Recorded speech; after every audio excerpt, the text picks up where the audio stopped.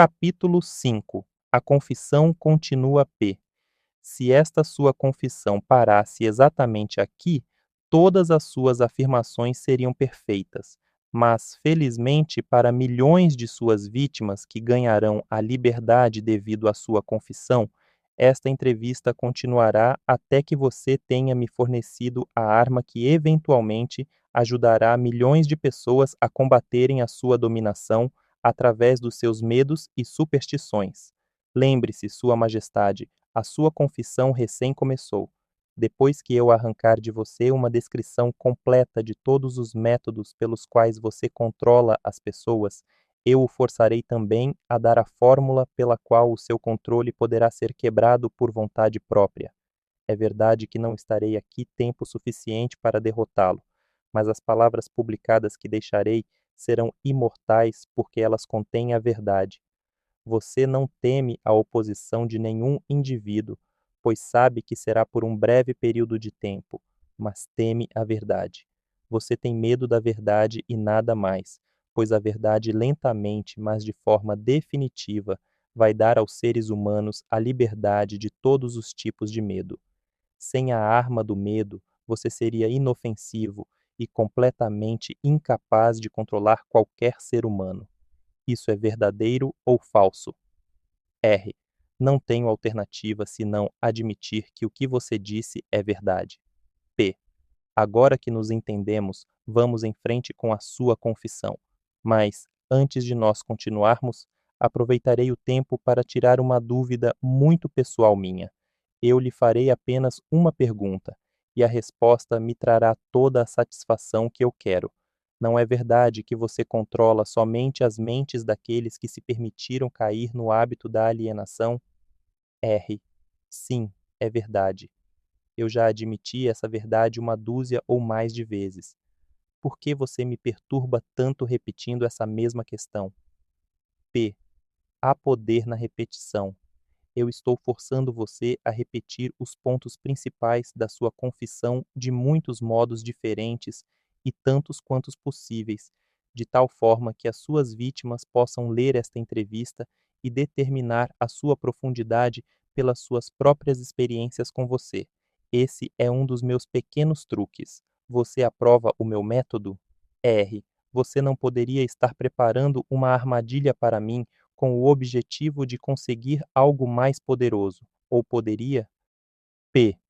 Estou fazendo as perguntas e você está respondendo. Vá em frente agora e confesse por que você não tem poderes suficientes para me parar de fazê-lo confessar.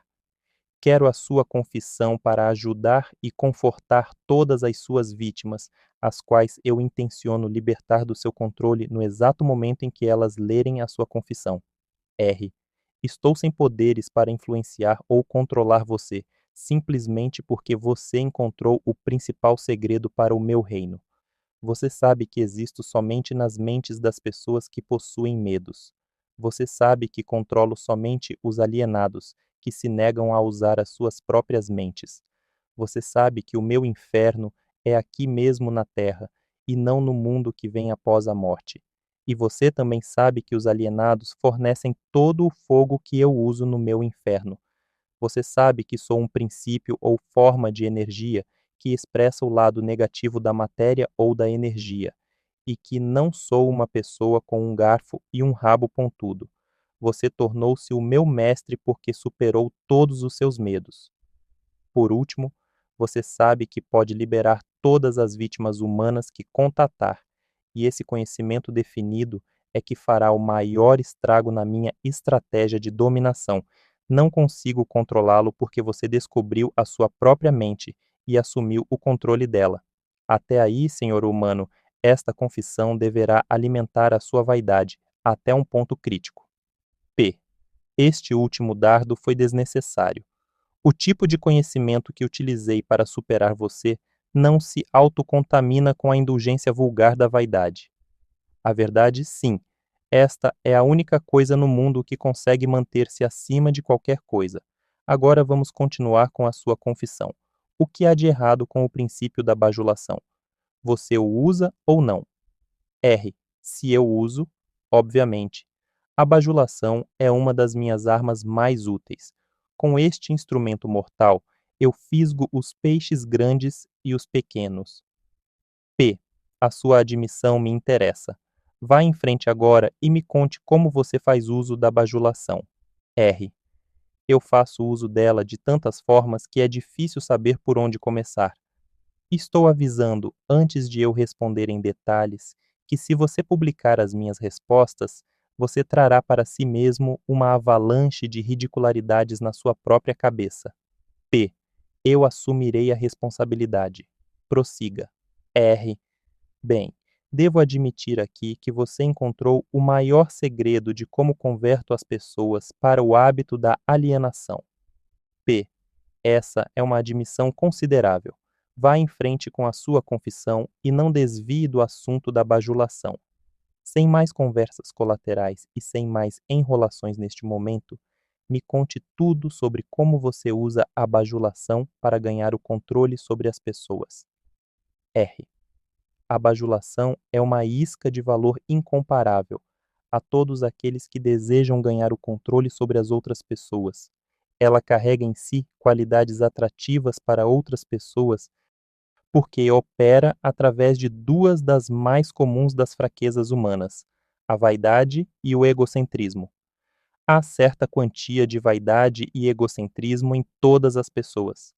Em algumas pessoas, essas qualidades são tão salientes que elas literalmente servem como uma corda pela qual alguém pode amarrar-se. A melhor de todas as cordas é a bajulação. A bajulação é a isca-chave pela qual homens seduzem mulheres. Algumas vezes, na verdade, frequentemente, mulheres usam a mesma isca para ganhar o controle dos homens, especialmente os homens que não são dominados pelo apelo sexual. Ensino o seu uso tanto para os homens quanto para as mulheres. A bajulação é também a principal isca com que os meus agentes ganham a confiança das pessoas de quem eles procuram as informações necessárias para prosseguir na sua missão. Onde quer que alguém pare para alimentar a sua vaidade pela bajulação, lá estou eu colocando o primeiro tijolo para construir mais um alienado. Não alienados não são facilmente alvos da bajulação. Inspiro pessoas a usarem a bajulação em todas as relações humanas onde seu uso é possível, porque todos aqueles que são influenciados pela bajulação tornam-se vítimas fáceis do hábito da alienação. P. Você consegue controlar qualquer um que seja suscetível à bajulação? R. Muito facilmente. Como eu já disse, a bajulação é de grande importância em tornar as pessoas presas fáceis ao hábito da alienação. P. Com que idade as pessoas são mais suscetíveis à bajulação? R. Idade não tem nada a ver com a susceptibilidade à bajulação. As pessoas respondem a ela de uma forma ou outra a partir do momento em que elas se tornam conscientes de sua própria existência até a sua morte. P. Através de que forma as mulheres podem ser facilmente bajuladas?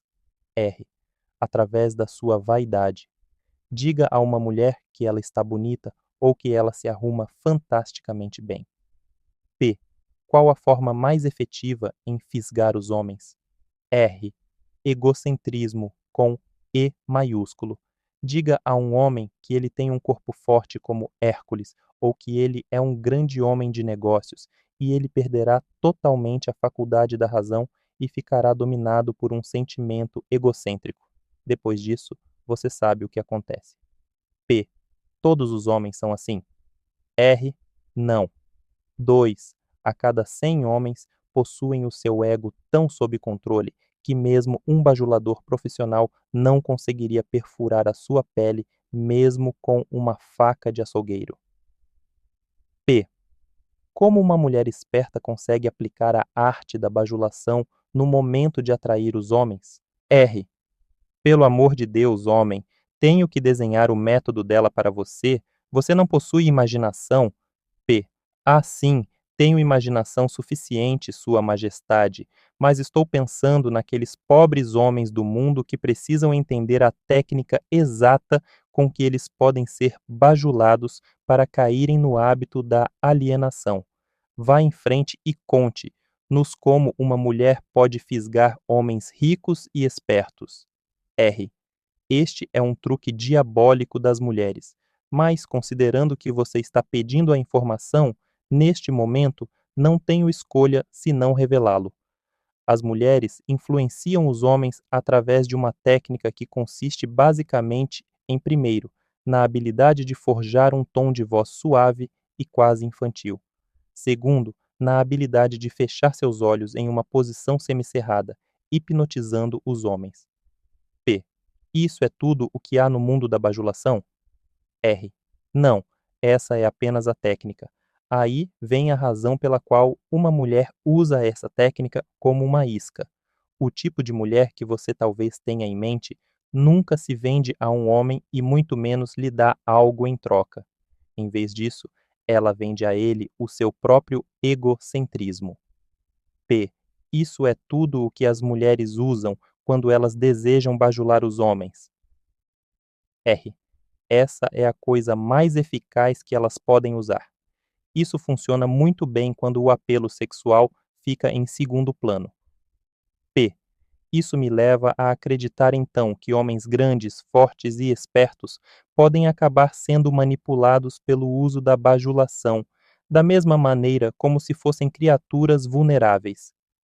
Isso é possível? R. Se isso é possível, isso está acontecendo exatamente agora, neste minuto. Além disso, ao menos que eles sejam não alienados, quanto mais sedentos eles vêm, tanto mais forte a sua queda quando uma bajuladora profissional usa a sua tática com eles. P. Conte mais alguns dos seus truques com os quais você faz com que as pessoas se alienem na vida. R. Um dos meus mais efetivos instrumentos é o fracasso. A maioria das pessoas começa a se alienar tão logo elas encontram a adversidade, e raramente uma a cada 10.000 permanecerá tentando após fracassar 2 ou 3 vezes. P. Então, é o seu negócio induzir as pessoas a fracassarem sempre que você pode. Isso está correto? R. Sim, isso está correto. O fracasso acaba com o moral, destrói a autoconfiança, liquida com o entusiasmo, enfraquece a imaginação e afasta qualquer tipo de propósito definido. Sem essas qualidades, ninguém consegue permanentemente manter o sucesso em qualquer empreitada. O mundo produziu milhares de inventores com habilidades superiores àquelas de Thomas A. Edison, mas desses homens ninguém nunca ouviu falar, enquanto o nome de Edison se eternizará. Isso porque Edison converteu o fracasso em um trampolim para alcançar grandes resultados, enquanto os outros utilizaram o fracasso como um álibi para não produzir resultados. P. A capacidade para superar o fracasso sem desencorajar-se por acaso é um dos grandes ativos de Henry Ford? R. Sim, e essa mesma qualidade é o verdadeiro ativo de todos os homens que alcançam sucessos fabulosos em quaisquer aspectos de suas vidas. P. Essa afirmação é muito generalista, Sua Majestade. Você não desejaria modificar-la ou reduzi-la um pouco para ter mais precisão? R. Nenhuma modificação é necessária, porque essa afirmação não é tão vasta. Pesquise com precisão as vidas de homens e mulheres que alcançam sucessos duradouros e você achará, sem exceção, que o sucesso deles ocorreu na exata proporção da extensão do fracasso que eles conseguiram superar. A vida de cada pessoa bem-sucedida clama por uma das maiores verdades que a maior parte dos filósofos já sabia.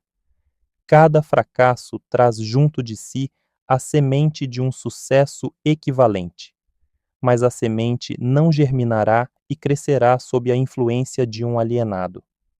Ela se abre para a vida somente quando está nas mãos de alguém que reconhece que a maior parte dos fracassos são somente derrotas temporárias e que nunca, sob nenhuma hipótese, aceita a derrota como uma desculpa para alienar-se.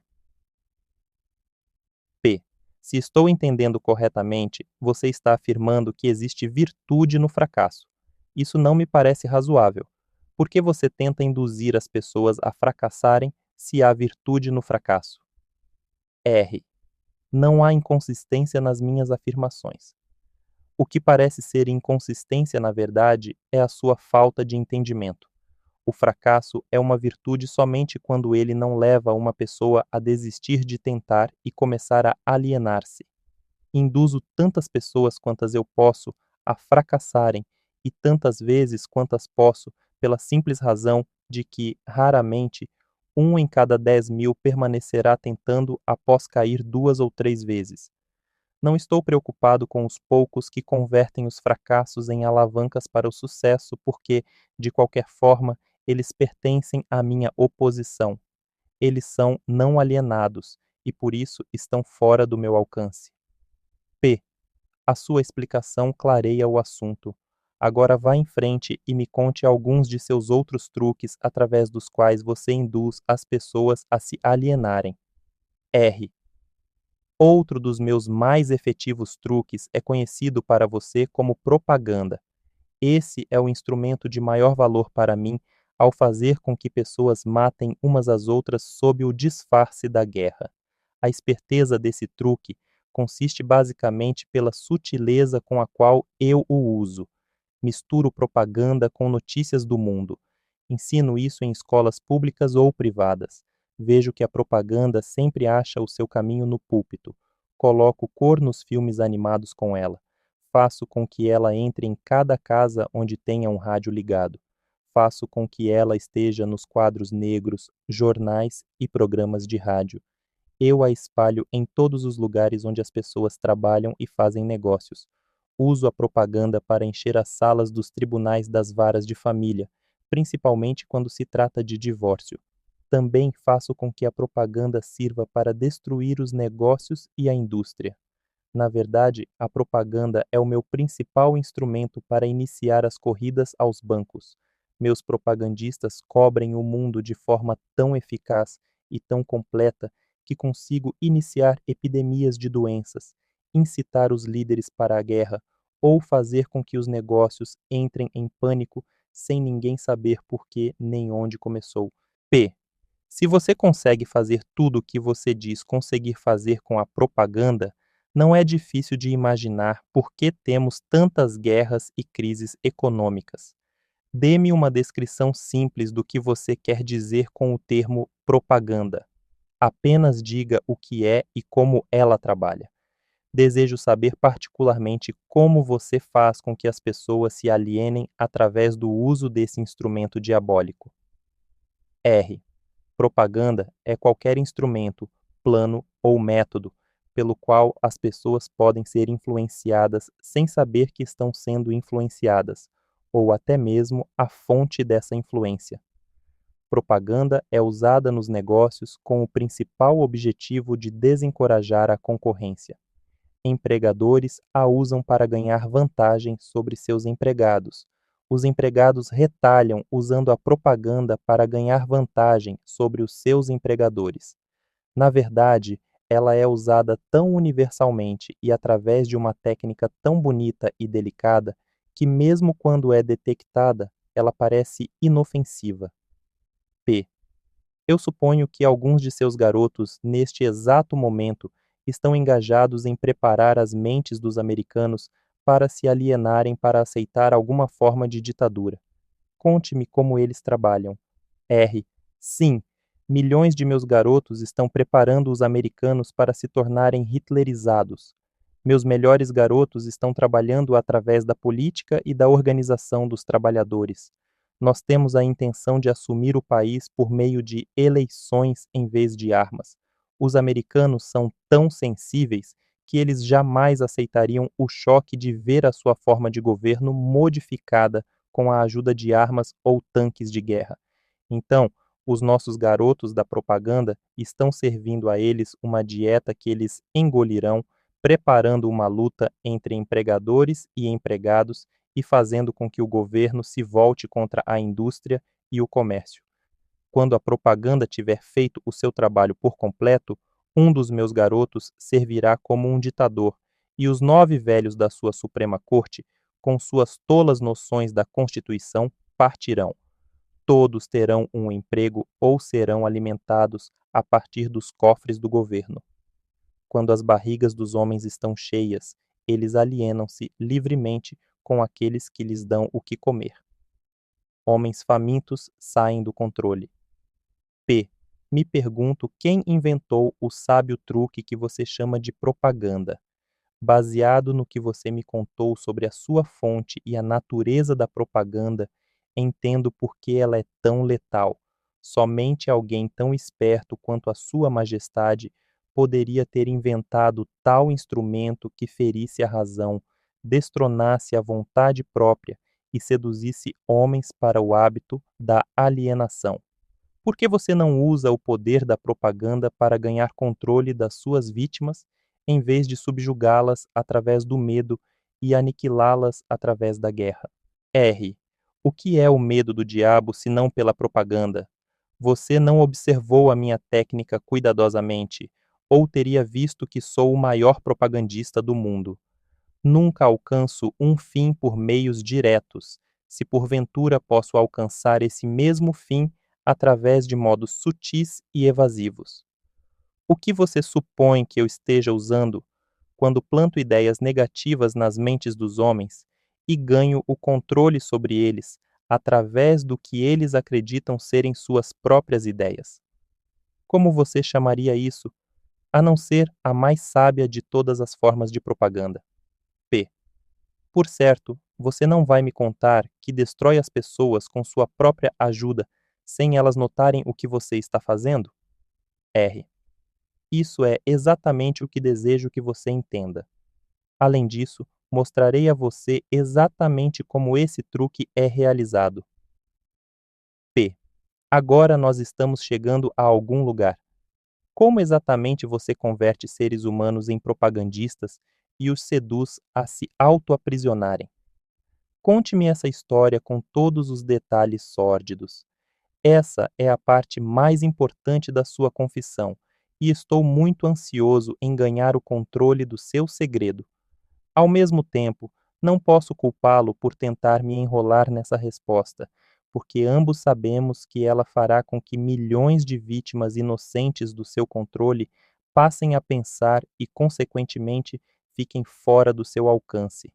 Você também sabe que a sua resposta protegerá outros incontáveis milhões de seres humanos que ainda não nasceram. R. As suas deduções estão corretas. Essa parte da minha confissão me fará mais estragos do que todo o resto que eu farei. P.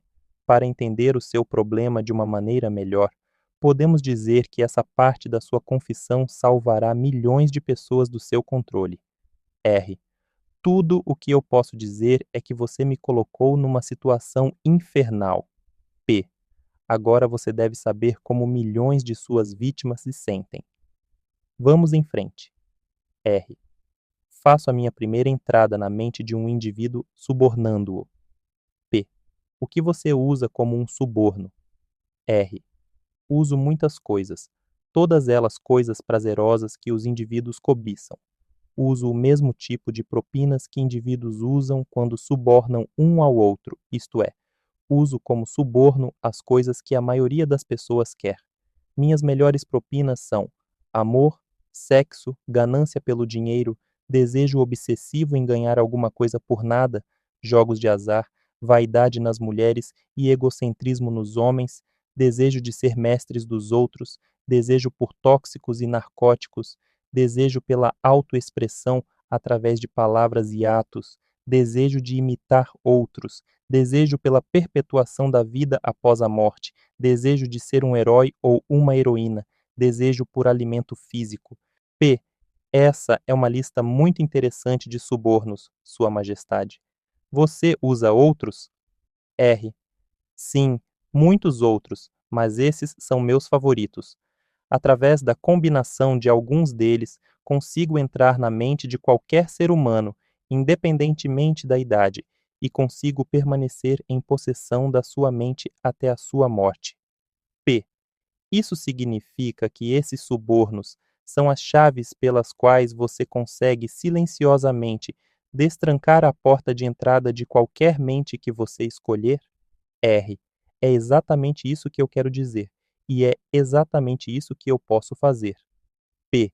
O que acontece quando você entra na mente de uma pessoa que ainda não está no hábito da alienação, mas pertence à classe dos 98% dos seres humanos que são alienados em potencial?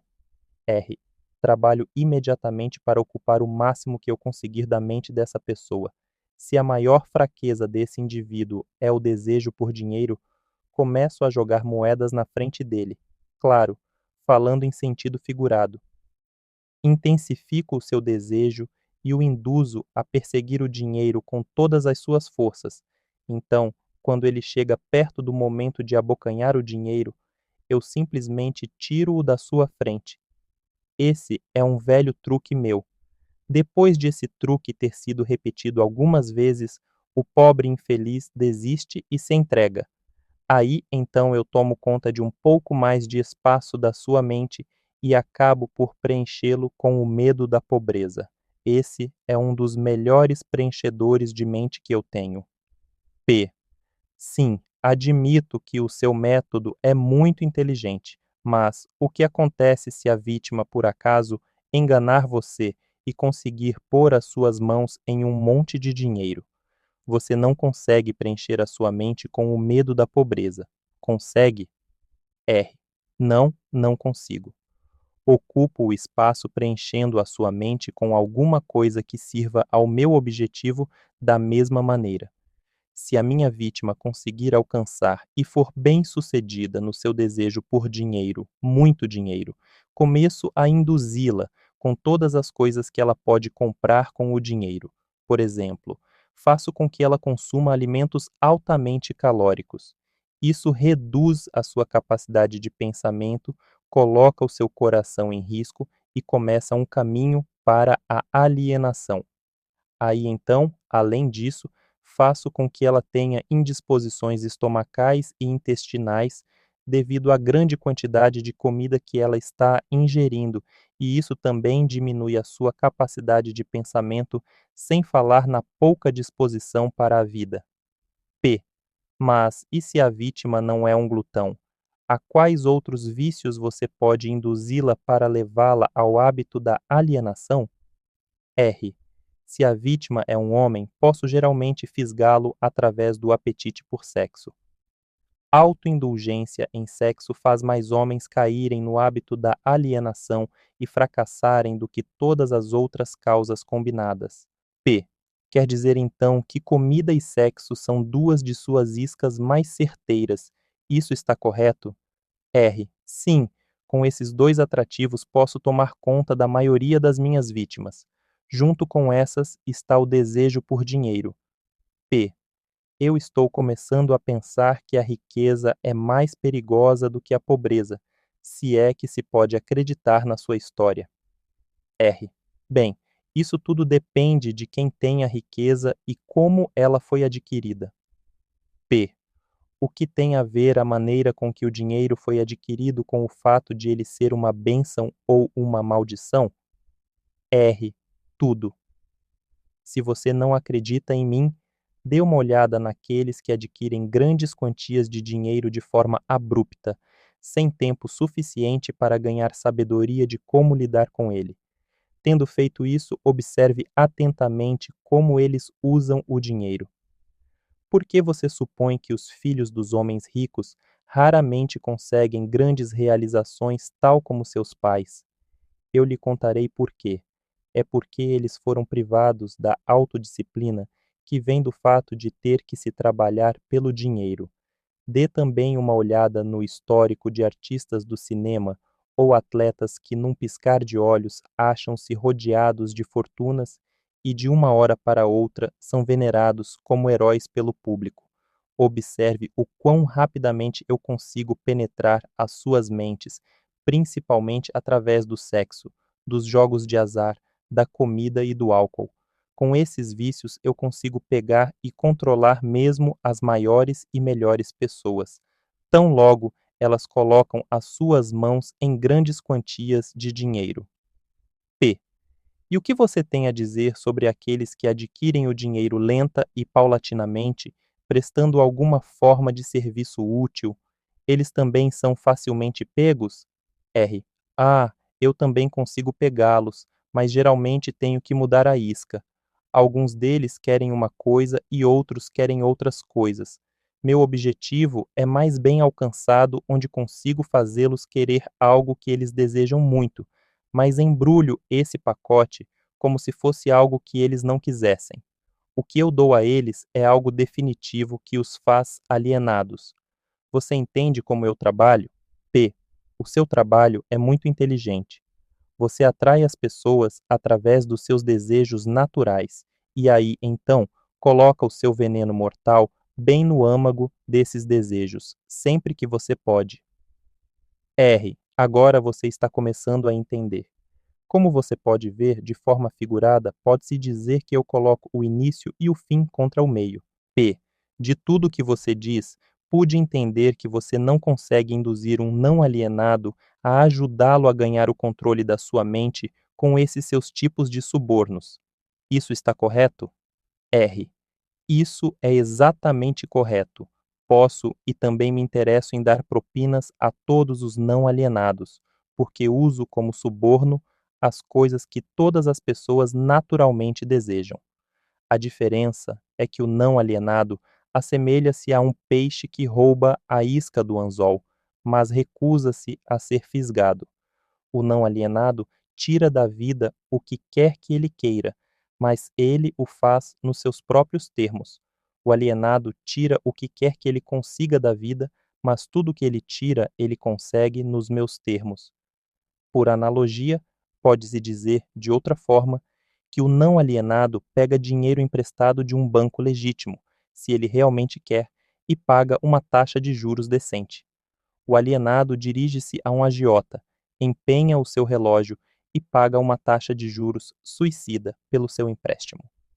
P.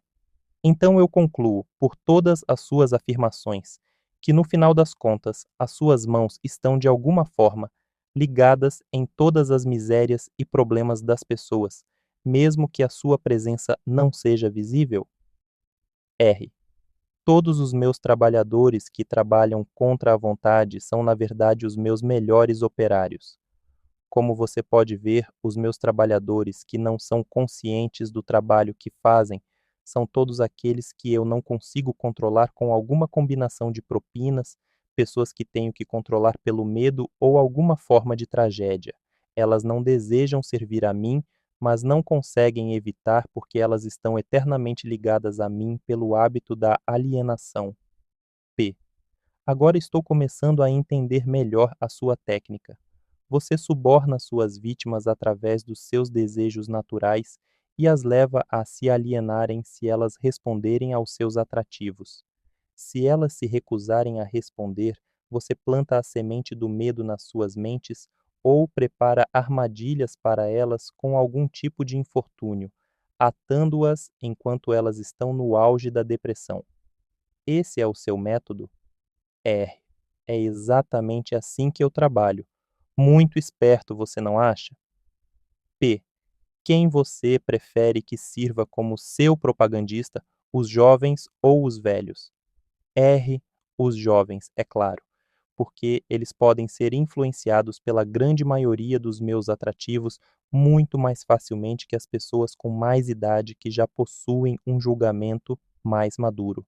Além disso, eles vão permanecer mais tempo a meu serviço no planeta. P. Sua Majestade me deu uma clara descrição do que é a alienação.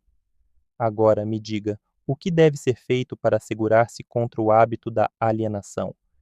Eu quero uma fórmula completa que qualquer um possa usar.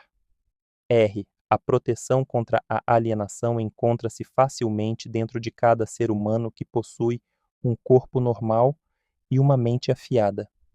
A autodefesa pode ser aplicada através destes simples métodos. Pense por si mesmo em todas as ocasiões. Pelo fato de que aos seres humanos não é dado o controle completo sobre nada, pensar os seus próprios pensamentos é algo muito significativo. Decida definitivamente o que você quer da vida. Então, crie um plano de ação para alcançá-lo e esteja disposto a sacrificar tudo o mais, se necessário, antes de aceitar uma derrota permanente. Analise as derrotas temporárias, não importando de qual natureza ou causa, e extraia dessa derrota a semente de uma vantagem equivalente. Esteja disposto a prestar um serviço útil equivalente ao valor de todas as coisas materiais que você demanda da vida, e não esqueça que você deve prestar o serviço primeiro, para depois receber o valor equivalente. Reconheça que o seu cérebro é um aparelho receptor que pode ser sintonizado para receber comunicações da Central Universal de Inteligência Infinita, para ajudá-lo a transformar os seus desejos no equivalente físico. Reconheça que o seu grande ativo é o tempo.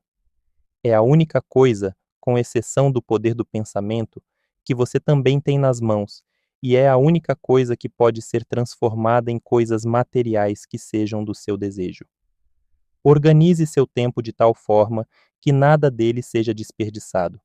Reconheça a verdade de que o medo geralmente é um preenchedor de espaço que o diabo utiliza para ocupar a porção disponível da sua mente. Ele é somente um estado de espírito que você pode controlar preenchendo o mesmo espaço que ele ocuparia com a fé inabalável na sua capacidade de fazer a vida fornecer o que quer que você queira dela. Quando rezar, não implore. Peça o que você quer e insista exatamente nisso, sem substitutos. Reconheça que a vida é um mestre cruel que ou você o controla ou ele controla você. Não há meio termo. Nunca aceite da vida qualquer coisa que você não queira. Se aquilo que você não quer temporariamente vem à força para você, você pode recusar em aceitá-lo na sua mente, e isso abrirá espaço para você trazer as coisas que você realmente quer. Por último, lembre-se de que seus pensamentos dominantes atraem, através de uma lei definitiva da natureza, pela rota mais conveniente e curta, a sua contrapartida física. Seja extremamente cuidadoso com o foco dos seus pensamentos. P. Essa lista me parece muito impositiva. Dê-me uma simples forma combinando todos os 10 pontos que você mencionou. Se você tivesse que combinar todos os 10 pontos em somente um, qual deles seria? R. Seja definido em tudo o que você fizer e nunca deixe pensamentos não acabados na mente. Forme o hábito de alcançar decisões definidas em todos os assuntos e áreas de sua vida.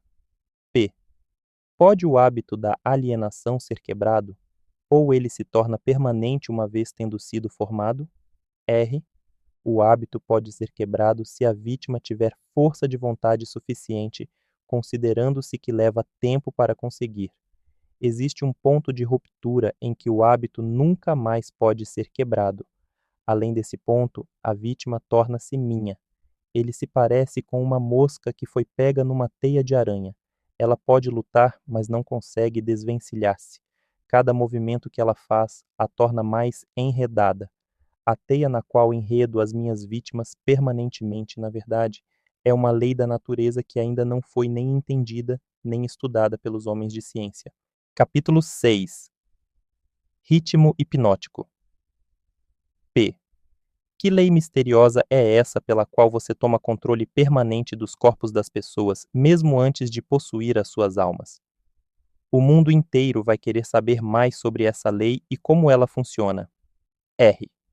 Não será fácil descrever essa lei para você de tal forma que você possa entendê-la facilmente, mas você pode chamá-la ritmo hipnótico. É a mesma lei pela qual as pessoas podem ser hipnotizadas. P. Então você possui o poder de usar as leis da natureza como uma teia, na qual você mantém as suas vítimas em eterno controle. É isso que afirma? R. Isso não é somente o que eu afirmo, isso é a verdade. Assumo o controle de suas mentes e seus corpos, mesmo antes de eles morrerem, sempre que consigo atraí-los ou assustá-los por meio do ritmo hipnótico. P. O que é o ritmo hipnótico? Como você o utiliza para ganhar a maestria permanente sobre os seres humanos? R. Terei que voltar no tempo e no espaço e dar a você uma breve descrição elementar de como a natureza usa o ritmo hipnótico. De outra forma, você não será capaz de entender a minha descrição de como uso essa lei universal para controlar seres humanos. P.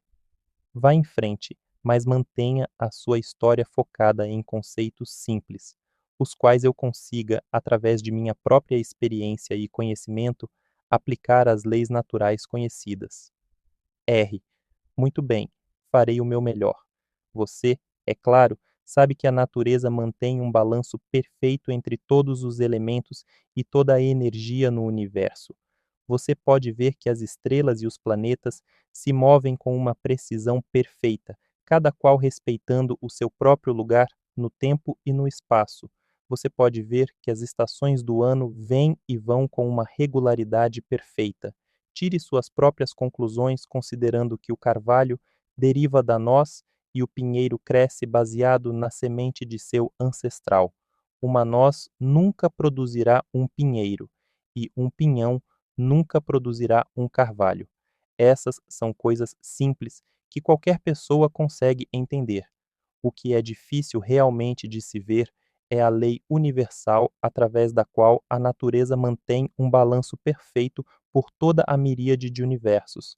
Vocês, humanos, tiveram consciência de uma fração dessa grande e imutável lei universal quando Newton descobriu que ela mantém a Terra na sua posição exata e faz com que todos os objetos materiais sejam atraídos para o centro da mesma. Ele chamou isso de lei da gravidade. Mas ele não foi longe o suficiente com o estudo dessa lei. Se ele tivesse ido mais longe, teria descoberto que a mesma lei que mantém a Terra na sua posição e ajuda a natureza a manter um balanço perfeito nas 4 dimensões conhecidas, na qual toda a matéria e energia estão contidas, é a rede pela qual eu amarro e controlo as mentes dos seres humanos. P. Me conte mais sobre essa surpreendente lei do ritmo hipnótico. R. Conforme já afirmei, há uma forma universal de energia com a qual a natureza mantém um equilíbrio perfeito entre toda a energia e a matéria contida neste universo. Na verdade, a natureza faz uso de maneira muito especializada dessa forma especial de energia, quebrando-a em diferentes comprimentos de onda.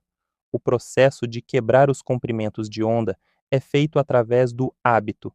Você entenderá melhor o que eu estou tentando dizer se eu fizer uma comparação direta com o método pelo qual alguém aprende a tocar algum tipo de instrumento musical. Primeiro, as notas musicais devem ser memorizadas na mente. Feito isso, elas relacionam-se umas com as outras através da melodia e do ritmo. Pelo efeito da repetição, a melodia e o ritmo fixam-se em nossas mentes.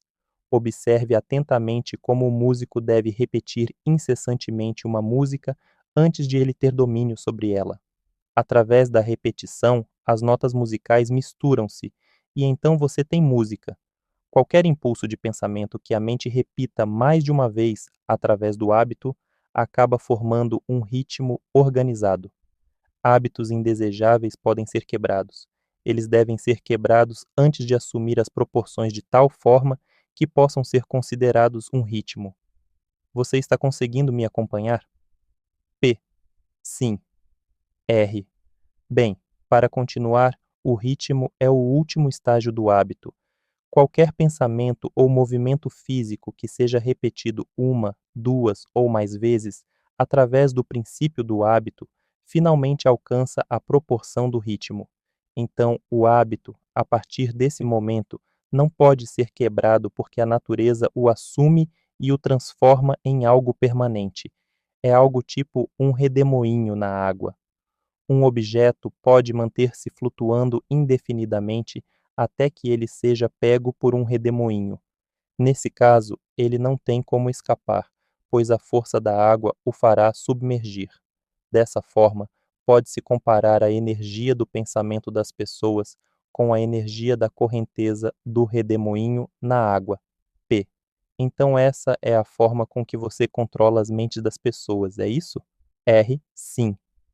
Como eu já disse algumas vezes, tudo o que tenho que fazer para ganhar o controle de qualquer mente humana é induzir a alienação. P. Pelo que estou entendendo, Então, o hábito de alienar-se é o maior risco que as pessoas correm de perder as suas prerrogativas ou os seus privilégios de pensarem seus próprios pensamentos e moldarem os seus próprios destinos? R. Isso e muito mais. Alienar-se é também o hábito pelo qual possuo as suas almas após os seres humanos desistirem de seus corpos físicos. P. Então, o único meio de um ser humano ser salvo da aniquilação eterna é mantendo o controle sobre a sua própria mente enquanto ele está no planeta Terra. Isso é verdadeiro? R. O que você afirmou está perfeitamente correto e é a mais absoluta verdade. Aqueles que controlam e usam as suas mentes escapam da minha rede. Todos os outros acabam em minhas mãos, e isso ocorre tão naturalmente quanto o sol se põe no ocidente. P. Isso é tudo o que há para saber sobre ser salvo da aniquilação eterna? Por acaso, aquilo que você chama de oposição não tem nada a ver com a salvação das pessoas? R. Eu posso ver que você realmente pensa de forma profunda. A minha oposição, essa força que vocês humanos chamam de Deus, tem tudo a ver com a salvação das pessoas da aniquilação eterna. E é justamente por essa razão que é a minha oposição que fornece a cada ser humano o privilégio divino de poder usar a sua própria mente. Se você usar essa força para manter controle sobre a sua própria mente, você acaba se tornando uma parte dela, no momento em que você deixar o corpo físico. Se você por acaso negligenciar o uso da sua mente, aí então eu entro e assumo o privilégio de tomar essa negligência através da lei do ritmo hipnótico. P. O quanto de uma pessoa você toma conta quando você a possui. R. Tudo o que sobra depois que ela deixa de controlar e usar a sua própria mente. P. Em outras palavras, quando você ganha o controle de uma pessoa, você toma conta de toda a sua individualidade até o momento em que ela deixa de usar a própria mente? Isso está correto? R. Essa é a forma com que trabalho. P. O que você faz com as pessoas que você controla antes da morte? O que de útil essas pessoas fazem para você enquanto elas vivem? R. Eu as uso ou uso o que sobrou delas, e depois que tomo conta de sua mente, essas pessoas tornam-se propagandistas e me ajudam a preparar as mentes de outras pessoas para que entrem no hábito da alienação. P. Você não apenas engana as pessoas destruindo seus poderes para controlar as suas próprias mentes, mas as usa para ajudá-lo no trabalho de emboscar outras? R. Sim, não deixo passar nenhuma oportunidade. P. Vamos voltar para o assunto do ritmo hipnótico. Conte-me mais de como essa lei funciona. Mostre-me como você usa indivíduos para ajudar a ganhar o controle sobre outros. Quero saber algo de tal forma que você me mostre a maneira mais efetiva com que você usa o ritmo hipnótico. R. Ah, isso é fácil. A coisa que eu mais gosto, na verdade, é preencher as mentes das pessoas com o medo. Uma vez feito isso, não encontro nenhuma dificuldade em fazê-la alienar-se. Após, ela fica presa na minha rede através do ritmo hipnótico. P. Que tipo de medo humano melhor serve ao seu objetivo? R. O medo da morte. P. Por que o medo da morte é sua arma favorita? R. Porque na verdade ninguém sabe, e de acordo com as leis naturais do universo, ninguém consegue provar definitivamente o que acontece após a morte. Essa incerteza causa arrepios em todas as pessoas.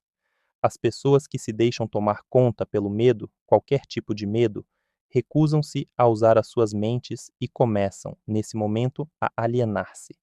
Eventualmente, elas alienam-se no redemoinho do ritmo hipnótico do qual poderão nunca escapar. P. Então você não se preocupa com o que os líderes religiosos pensam ou falam de você quando eles falam da morte? R. Não, contanto que eles digam alguma coisa. Se as igrejas parassem de falar sobre mim, a minha causa sofreria um grande revés. Todo o ataque feito contra mim, na verdade, aumenta o medo nas mentes de todas as pessoas que são influenciadas por esses líderes. Como você pode ver, a oposição é a coisa que mantém algumas pessoas longe da alienação, considerando-se que essas pessoas não se deixam dominar pelo medo que provém deles. P. Você afirma que as igrejas ajudam na sua causa em vez de ajudar as pessoas. Diga-me, o que então o deixa preocupado? R. A minha única preocupação é que algum dia um real pensador possa aparecer na Terra. P. O que aconteceria se um pensador aparecesse na Terra? R. Você me pergunta o que aconteceria? Vou contar-lhe o que aconteceria. As pessoas aprenderiam a maior de todas as verdades, que o tempo que elas passam temendo alguma coisa, se fosse revertido em fé, daria a elas tudo o que elas gostariam de ter do mundo material, e também as salvariam de mim após a sua morte física. Você não acha que isso é algo que vale a pena pensar? P. Qual o principal obstáculo para aparecer um pensador no mundo? R. Medo da crítica. Talvez possa interessar a você de que o medo da crítica é a única arma eficaz que tenho para lutar contra você. Se você não tivesse medo de publicar essa confissão, após arrancá-la de mim, eu certamente perderia o meu reino na terra. P. E se eu o surpreendesse e a publicasse, quanto tempo levaria para você perder o seu reinado? R. Apenas tempo o suficiente para que uma geração de crianças crescesse em entendimento. Você não consegue tirar os adultos de mim. Eles estão muito presos na minha rede. Mas se você publicasse essa confissão, já seria o suficiente para manter-me longe do controle daqueles que ainda não nasceram e também daqueles que ainda não alcançaram a idade da razão. Você não ousaria publicar o que eu lhe falei sobre os líderes religiosos. Eles crucificariam você. P. Pensei que a prática selvagem de crucificação já estivesse fora de moda há mais de 2000 anos. R. Não quero dizer crucificação literalmente numa cruz. O que quero dizer é que você sofreria uma crucificação social e financeira. A sua renda seria cortada. Você se tornaria uma persona não grata nos círculos sociais. Líderes religiosos e seus seguidores tratariam você com desprezo. P. Suponho que eu deveria escolher apostar as minhas fichas com os poucos selecionados que fazem uso de suas próprias mentes, em vez de me preocupar com o medo das massas de pessoas que não usam as suas mentes, as massas de pessoas que você clama ter 98%? R. Se você tiver coragem suficiente para fazer isso, prejudicará o meu estilo. P. Por que você não fala de nenhum cientista? Não gosta de cientistas? R. Ah, sim, eu gosto de todas as pessoas e muito, mas os verdadeiros cientistas estão fora do meu alcance. P. Por quê? R. Porque eles pensam por si mesmos e gastam o seu tempo estudando as leis naturais. Eles lidam com fenômenos de causa e efeito, com fatos onde quer que os achem. Mas não cometa o erro de acreditar que cientistas não têm religião. Eles têm uma religião muito bem definida. P. Qual é a religião deles? R. A religião da verdade, a religião das leis naturais. Se o mundo algum dia produzir um pensador de muita capacidade com habilidades para desvendar os mais profundos segredos da vida e da morte, você pode ter certeza de que a ciência será responsável por essa catástrofe. P. Catástrofe para quem? R. Para mim, é claro. P. Vamos voltar ao assunto do ritmo hipnótico. Eu quero saber mais sobre ele. Ele tem alguma coisa a ver com o princípio pelo qual as pessoas podem hipnotizar umas às outras? R. É precisamente a mesma coisa, e eu já lhe disse isso. Por que você repete tanto as suas questões? P. Isso é um velho costume meu, Sua Majestade. Para seu esclarecimento, eu lhe direi que, na verdade, estou forçando você a repetir muitas de suas afirmações pelo simples fato de dar ênfase. Também estou tentando ver se consigo pegar você em alguma mentira. Não mude o assunto. Volte para o ritmo hipnótico e me conte tudo o que você sabe sobre ele. Eu, por acaso, sou uma vítima? R. Neste momento não, mas muito pouco faltou para você cair na minha rede. Você se alienou através do redemoinho do ritmo hipnótico, até o momento em que você descobriu como me forçar a fazer essa confissão. Aí, nesse momento, perdi o controle sobre você. P. Que interessante. Você não está tentando me recapturar através da bajulação, está? R. Essa seria a melhor propina que eu poderia oferecer a você. É exatamente o tipo de suborno que usei em você efetivamente, antes de você conseguir ser mais esperto do que eu. P. Com o que exatamente você me seduziu? É, com muitas coisas, sendo as principais o sexo e o desejo por autoexpressão. P. Que efeito as suas propinas tiveram sobre mim? R. Elas fizeram com que você negligenciasse o seu principal objetivo na vida e fizeram com que você começasse a se alienar. P. Isso foi tudo o que você fez para mim com seus subornos? R. Isso já é muito. P.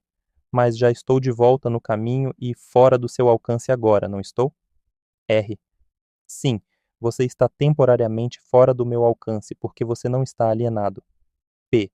O que quebrou o seu feitiço sobre mim e me libertou do hábito da alienação? R. A minha resposta poderá humilhar você. Você quer ouvi-la? P. Vá em frente e fale, Sua Majestade. Eu desejo aprender tudo o quanto possa aguentar sobre a verdade. R. Quando você encontrou um grande amor na mulher da sua escolha, eu perdi o meu controle sobre você. P. Então você vai me acusar de estar me escondendo atrás das saias de uma mulher, é isso? R. Não, na verdade, não se escondendo. Eu não colocaria dessa forma. Diria que você aprendeu como aproveitar-se positivamente da mente de uma mulher de alto nível. P. A saia da mulher então não tem nada a ver com isso? R. Não, mas o seu cérebro sim. Quando você e a sua esposa começaram a combinar os seus dois cérebros através do hábito do mastermind todos os dias, você se deparou com o poder secreto do qual você me forçou a realizar essa confissão. P. Isso é verdade ou você está tentando me bajular de novo? R. Eu poderia bajulá-lo e seduzi-lo se eu estivesse sozinho com você, mas não consigo enquanto você estiver fazendo uso da sua mente e da sua mulher de forma combinada. P.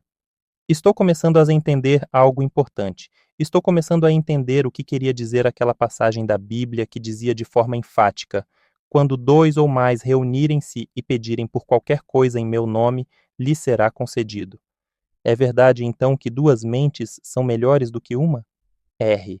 Não somente é verdade, mas é necessário antes que alguém consiga continuamente contatar a grande central de inteligência infinita, que conhece tudo o que foi e o que será. P. Existe essa central de inteligência infinita? R. Se não existisse, você não estaria neste momento me humilhando, obrigando-me a confessar meus principais segredos. P. Não é perigoso dar esse tipo de informação para o mundo? R. Claro, é muito perigoso para mim. Se eu fosse você, não entregaria esse tipo de informação. P. Vamos voltar agora para a técnica através da qual você faz com que suas vítimas caiam no hábito da alienação. Qual o primeiro passo que um alienado deve dar para quebrar esse hábito tão diabólico? R. Um desejo ardente de quebrá-lo. Você com certeza sabe que ninguém pode ser hipnotizado por outra pessoa sem estar consciente e apto a ser hipnotizado.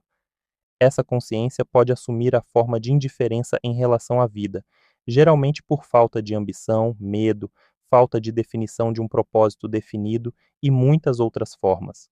A natureza não precisa do consentimento de ninguém para fazer uma pessoa cair sob o feitiço do ritmo hipnótico.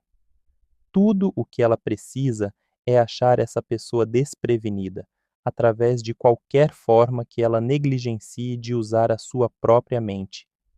Lembre-se disto: O que quer que você tenha, ou você usa ou você perde. Todas as tentativas bem-sucedidas de quebrar o hábito da alienação devem ser feitas antes que a natureza a transforme em um hábito permanente através do ritmo hipnótico. P.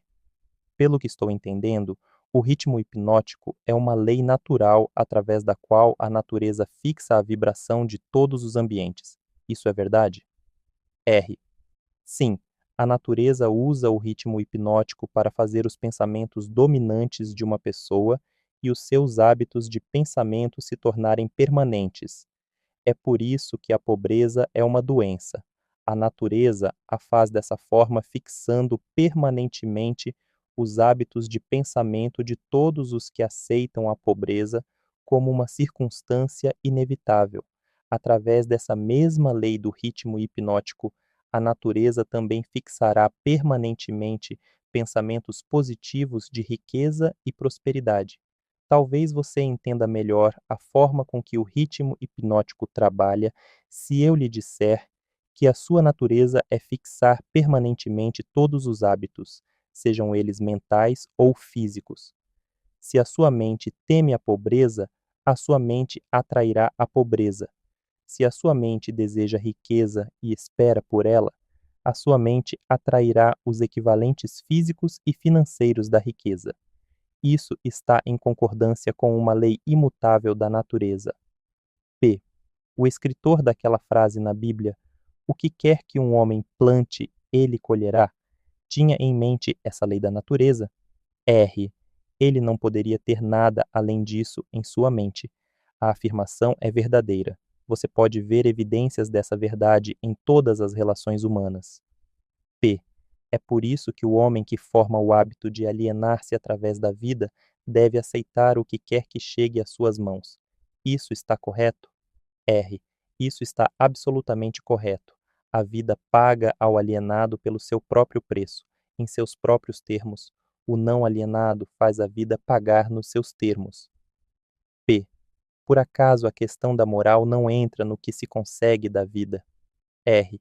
Para falar a verdade, a única razão em que entra a moral é que ela tem uma influência direta nos pensamentos de uma pessoa. Ninguém consegue o que quer da vida meramente sendo bom, se é o que você está querendo saber. P. Não, acho que não. Entendo o que você quer dizer. Estamos todos onde estamos e somos o que somos pelos nossos feitos. R. Não, não exatamente. Você está onde está e você é o que é por causa de seus pensamentos e de suas ações. P. Então, isso que chamam de sorte não existe, é isso? R. Enfaticamente não. As circunstâncias que as pessoas não entendem são classificadas sob o título de sorte. Por trás de toda a realidade existe uma causa.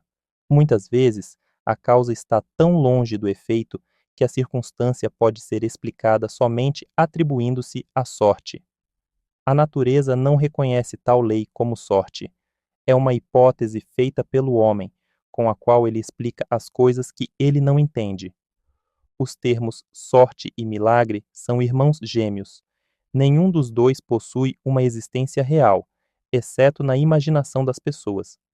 Ambos são usados para explicar aquilo que as pessoas não entendem. Lembre-se disso. Tudo que possui uma existência real pode ser provado como tal.